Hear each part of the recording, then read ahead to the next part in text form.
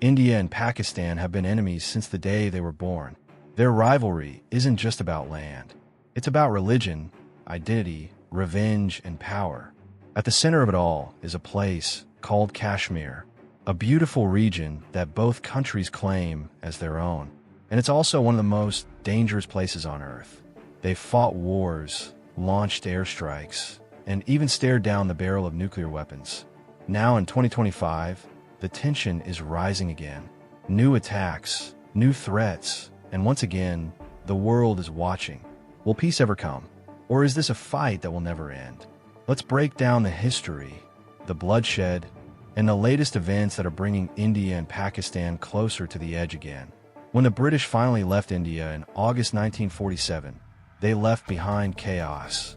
The subcontinent was partitioned into two countries: India, Hindu majority, and Pakistan, Muslim majority. This divide sparked one of the largest human migrations in history. Over 15 million people crossed borders. More than 1 million were killed in riots, massacres, and revenge killings. But one region was left in limbo. A Muslim-majority princely state ruled by a Hindu king, Maharaja Hari Singh. He didn't want to join either country. But when Pakistani tribal militias invaded in October 1947, he panicked. He signed the Instrument of Accession to join India. India sent troops, and the first war between India and Pakistan began. By 1948, the United Nations called a ceasefire. Kashmir was split, but never settled. India kept the south and east. Pakistan took the north and west, but both nations claimed it in full, and both raised their flags over a land torn in half. In 1965, Pakistan launched Operation Gibraltar to infiltrate Indian-controlled Kashmir. India responded with full-scale war. After 17 days of intense fighting, both sides agreed to a UN-mediated truce. But nothing changed on the ground. Then came 1971. This war wasn't about Kashmir. It was about East Pakistan.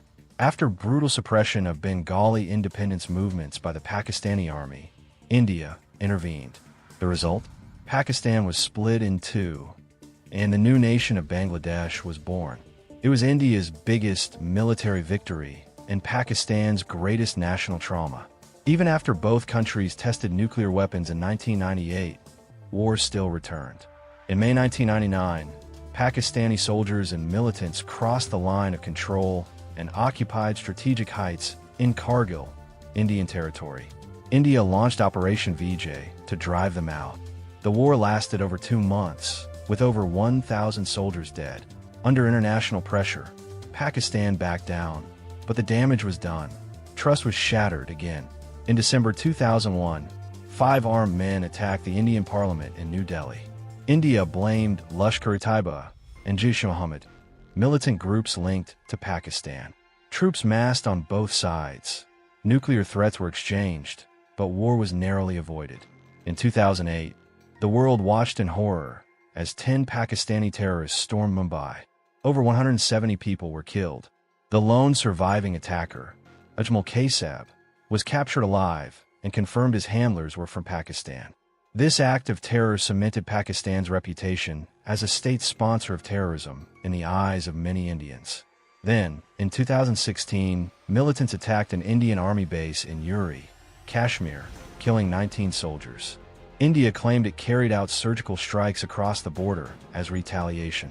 It marked a shift in Indian policy, from restraint to direct action. In February 2019, a suicide bomber from Jaish-e-Mohammed killed 40 Indian paramilitary troops in Pulwama, Kashmir. India responded by launching airstrikes in Balakot, Pakistan, claiming to hit a terror training camp. Pakistan responded by shooting down an Indian jet and capturing wing commander Abhinandan Varthaman.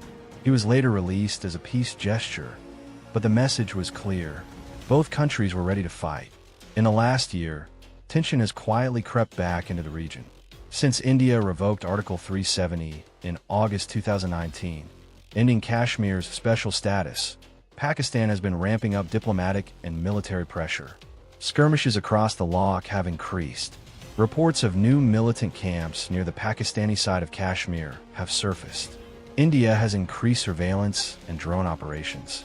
In early 2024, India accused Pakistani intelligence of backing cross-border drone attacks on military outposts and supply convoys in Kashmir.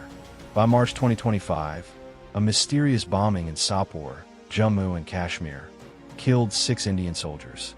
India blamed Lashkar-e-Taiba, again allegedly operating with Pakistani support. Pakistan denied involvement, but the Indian public demanded retribution. While the governments exchanged diplomatic warnings, social media exploded with nationalism. Memes, threats, misinformation, and both armies quietly moved more troops to the front lines. What makes this conflict terrifying isn't just history or hate, it's the nuclear weapons. India has around 160 nuclear warheads. Pakistan has close to 170. Both have no first-use policies on paper, but in practice, the lines are blurry. In a war between these two powers, millions could die in hours. Not just in Kashmir, but in Delhi, Lahore, Mumbai, Islamabad. This isn't just a regional dispute anymore. It's a global flashpoint. There are still peace efforts behind the scenes. Back-channel talks, economic deals, cricket diplomacy. But real peace requires political will. And right now, both nations are leaning into nationalism. India sees Pakistan as a terrorist harbor. Pakistan sees India as an occupying force in Kashmir. And caught in the middle, the people of Kashmir, living with curfews, raids, explosions, and endless fear. This isn't just about land.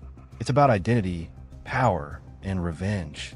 And unless something changes, this could be the fuse for the next global war. The story of India and Pakistan is not just a story about two nations. It's about what happens when a line drawn on a map becomes soaked in blood, pain, and history that refuses to fade. For over 75 years, both countries have fought wars, battled in diplomacy, and played dangerous games with nuclear threats. Yet nothing has really changed. Kashmir remains divided, soldiers still patrol the mountains, and innocent lives are still caught in the crossfire. Every new attack, every drone strike, every statement from a politician adds fuel to a fire that never really died. Peace talks begin, but quickly fall apart. One step forward, 2 steps back. What makes this conflict even more terrifying is that both India and Pakistan are now stronger than ever. They're not just neighbors, they're nuclear powers. They have the ability to end cities in minutes. And that reality is what keeps the rest of the world silently watching, afraid to interfere too deeply. And while governments fight for control, it's the people who suffer the most. Families in Kashmir live under constant fear. Children grow up surrounded by checkpoints, barbed wire, and the sound of gunfire echoing through the valleys. Most people outside of South Asia only hear about this conflict when it makes headlines. But for those living near the border, this war has never ended. It's part of their daily lives, an invisible storm that never clears. What's heartbreaking is how similar the people of India and Pakistan really are. Same roots, same languages, same culture. But history turned them into enemies. And now, even peace feels dangerous.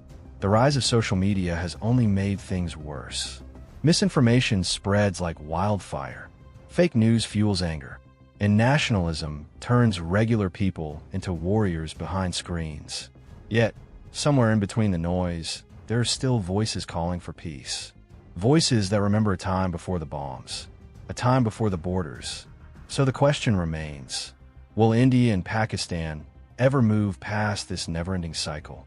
Or is this the kind of rivalry that simply becomes part of who they are? The future depends on choices made now, not just by leaders in power, but by people with platforms, people who share stories, people who choose to listen, not just react. Because in a conflict this dangerous, silence is never safe. And history has shown us one thing. If peace isn't built, war will find a way. And on that border between India and Pakistan, the ground is already trembling.